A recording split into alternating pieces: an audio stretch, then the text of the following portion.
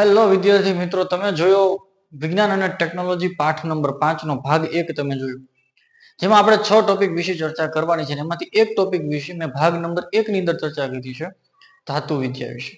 અને ભાગ નંબર 2 ની અંદર આપણે ચર્ચા કરવા જઈ રહ્યા છીએ, એ છે રસાયણ વિદ્યા.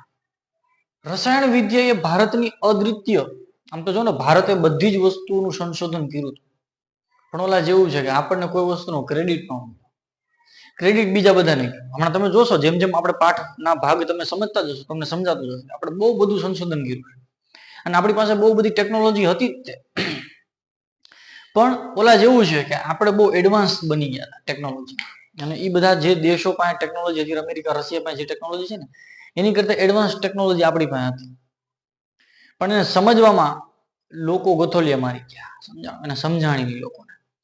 તો અહીંયા ધ્યાન આપીએ, સમજીએ. રસાયણ વિદ્યા મારે 2 ભાગમાં સમજાવી છે. ભાગ નંબર 1 આપણે લઈએ છીએ ત્યારે રસાયણ વિદ્યાની વાત કરીએ તો રસાયણ વિદ્યા સાહેબ સંશોધન કોણે કર્યું? રસાયણ વિદ્યામાં ભારતનો કયો એવો વ્યક્તિ હતો? તો ભારતના કયા એવા આચાર્ય હતા જેને રસાયણ વિદ્યા વિશે ખૂબ ઊંડાણથી જે છે ચર્ચા કરેલી છે? સમજો, રસાયણ શાસ્ત્રીઓમાં નાલંદા વિદ્યાપીઠ જે આવેલી છે, પાછી બીજી વિદ્યાપીઠ આવી, નાલંદા વિદ્યાપીઠ.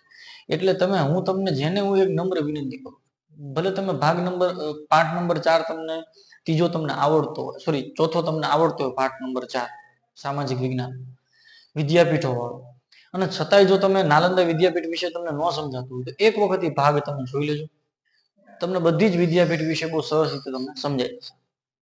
તો અહીંયા મેં વાત કરી છે કે રસાયણ શાસ્ત્રીઓમાં નાલંદા વિદ્યાપીઠના એક આચાર્ય હતા, આચાર્ય નાગાર્જુન. ઘણાના મનમાં મજા, સાહેબ નાગાર્જુન એનું નામ હતું, ભાઈ કપડા પહેરતા હતા, બરોબર છે? અહીંયા ધ્યાન આપો. રસાયણ શાસ્ત્રીઓમાં નાલંદા વિદ્યાપીઠના આચાર્ય હતા આચાર્ય નાગાર્જુન. અને આ નાગાર્જુને જે છે એ રસાયણ શાસ્ત્રમાં ખૂબ મોટું એવું સંશોધન કરીને આપણને આપેલું છે. અને એના સંશોધનમાંથી 2 ગ્રંથ આપણે લખેલા છે. એક છે રસ રત્નાકર અને બીજો છે આરોગ્ય મંજરી. તો પેલું મગજમાં બેસાડવાનું, રસાયણ વિદ્યા આવે એટલે તમારા મગજમાં આવવું જોઈએ નાલંદા વિદ્યાપીઠ, અને એના આચાર્ય કોણ હતા? તો કે આચાર્ય હતા નાગાર્જુન. અને આ નાગાર્જુન આચાર્ય 2 ગ્રંથની રચના કરી. કયા કયા 2 ગ્રંથ સાહેબ? તો કે રસ રત્નાકર અને આરોગ્ય મંજરી. આ 2 ગ્રંથની રચના, ફરીવાર કહું છું, ધ્યાન આપજો, રસ રત્નાકર અને આરોગ્ય મંજરી, આ 2 ગ્રંથની રચના કોણ કરે છે? આચાર્ય નાગાર્જુન કરે છે. કેમ સાહેબ નાગાર્જુન ને જ તે આપણે આ પાઠ્યપુસ્તકમાં નામ તરીકે લખ્યા? તો કે નાગાર્જુને બહુ મોટી સંશોધન કર્યું છે. જો તો કે નાગાર્જુને પારાની જે ભસ્મ હોય એનો ઔષધ તરીકે ઉપયોગ કરતા આપણને શીખવાડ્યું. શેનો ઉપયોગ કરતા શીખવાડ્યું?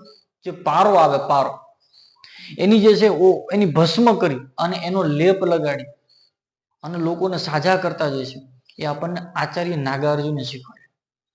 ઘણી વખત તમે ઘણા લોકોને જોયા છે કે આમ માટી બધી ઢાંકી દે, અહીંયા સુધીનું માટી ઢાંકી દે અને ઉપરથી આમ જે છે પાણીનું અથવા તેલના ટીપા પાડે માથામાં ને એમાં. તો આ બધું જે છે શું છે? તો કે રસાયણ વિદ્યાનો ભાગ છે, બરોબર? શું છે? રસાયણ વિદ્યાનો એક ભાગ છે. તો આચાર્ય નાગાર્જુને આપણને શું શીખવાડ્યું? તો કે જે પારો છે એની ભસ્મ કરી અને જે છે એને ઔષધ તરીકે વાપરવી, બરોબર છે? આચાર્ય નાગાર્જુન નાલંદા વિદ્યાપીઠમાં રહેતા. અને કેમ સાહેબ એ ત્યાં રહેતા? તો કે એનું એક કારણ એ પણ હતું કે આચાર્ય નાગાર્જુન જે છે એ નાલંદા વિદ્યાપીઠમાં રહેવા પાછળનું કારણ એ હતું કે નાલંદા જે વિદ્યાપીઠ છે એની અંદર રસાયણ વિદ્યાનો જે અભ્યાસ જો તમારે કરવો હોય તો એના માટે આખી એક લેબોરેટરી લોકોએ તૈયાર કરી હતી. આપણે અત્યારે લેબોરેટરી કહીએ, એ સમય લોકો શું કહેતા? એને ભઠ્ઠી કહેતા. એક અલગ ભઠ્ઠીઓનું નિર્માણ કરાવ્યું હતું, એક રસાયણ શાળા બનાવી હતી આખી, કે જ્યાં તમે રસાયણો ઉપર અલગ અલગ પરીક્ષણ કરી શકો.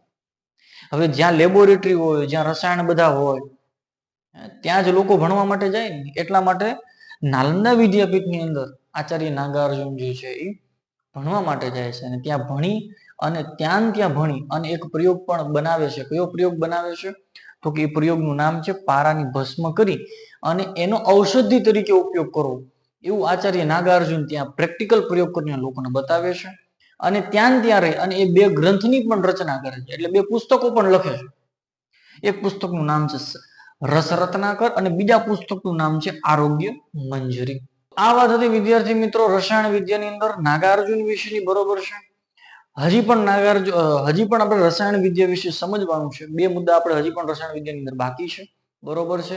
એ 2 મુદ્દા આપણે આવનારા લેક્ચરની અંદર જોશું, બરોબર છે. ત્યાં સુધી તમે જે છે આ ચેનલને સબસ્ક્રાઇબ કરી નાખો અને ફરી વખત આનું જે છે એકવાર રિવિઝન કરી નાખો, બરોબર છે. તો મળીએ લેક્ચર નંબર 3 ની અંદર. ત્યાં સુધી અસ્તુ નમસ્તે, ખૂબ ખૂબ આભાર.